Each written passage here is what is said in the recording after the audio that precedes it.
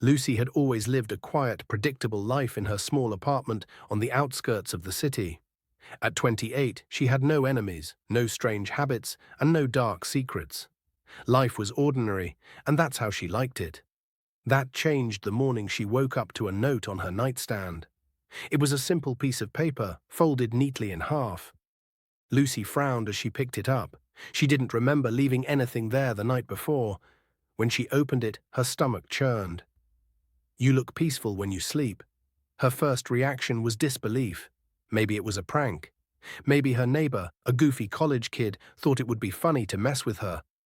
But that didn't make sense. She'd locked the door before bed, as she always did. No one could have gotten in.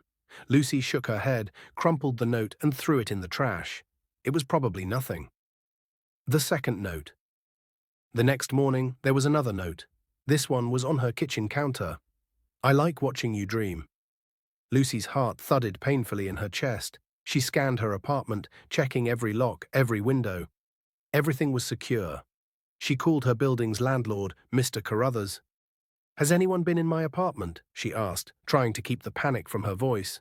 "No, ma'am," Carruthers said firmly. "I'm the only one with a spare key and I haven't used it." "Are you sure you didn't leave the note yourself?" "I'm sure," Lucy snapped, hanging up. Her rational mind tried to make sense of it. Maybe she'd written the note in her sleep. Maybe she was overworked, her imagination playing tricks on her, but deep down, she knew that wasn't true. The footsteps. That night, Lucy went to bed uneasy. She double-checked all the locks, shoved a chair under the doorknob, and even slid a heavy dresser in front of her bedroom door. She lay in bed, staring at the ceiling, listening to the creaks and groans of the old building. Around 2 a.m., she heard it. Footsteps. They were soft at first, like someone walking barefoot across her hardwood floors. Then they grew louder, coming closer to her bedroom. Lucy's breath hitched. She grabbed her phone and dialed 911, her trembling fingers barely managing to hit the buttons. "911, what's your emergency?" "There's someone in my apartment," she whispered. The operator stayed on the line as Lucy waited, her heart pounding in her ears. But when the police arrived, they found no one. The security camera.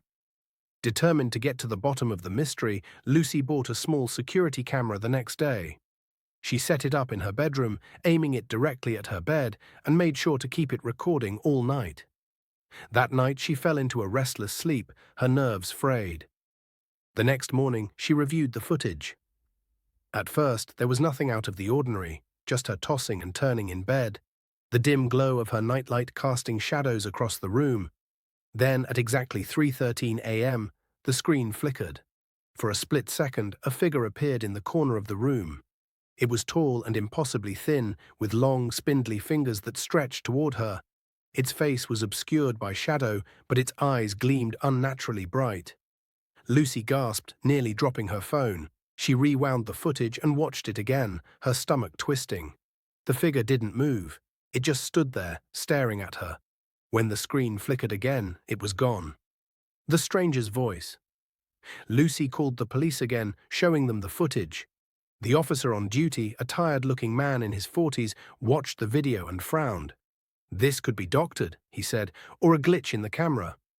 "It's not a glitch," Lucy snapped. "I'm telling you, someone's in my apartment." But the officer didn't believe her. He advised her to get some rest and left without offering any real help. Lucy felt utterly alone. That night, as she lay in bed, her phone buzzed. She picked it up and froze. There was a text from an unknown number. "Why didn't you smile for me last night?" Lucy's hands trembled. She typed back furiously, "Who are you?"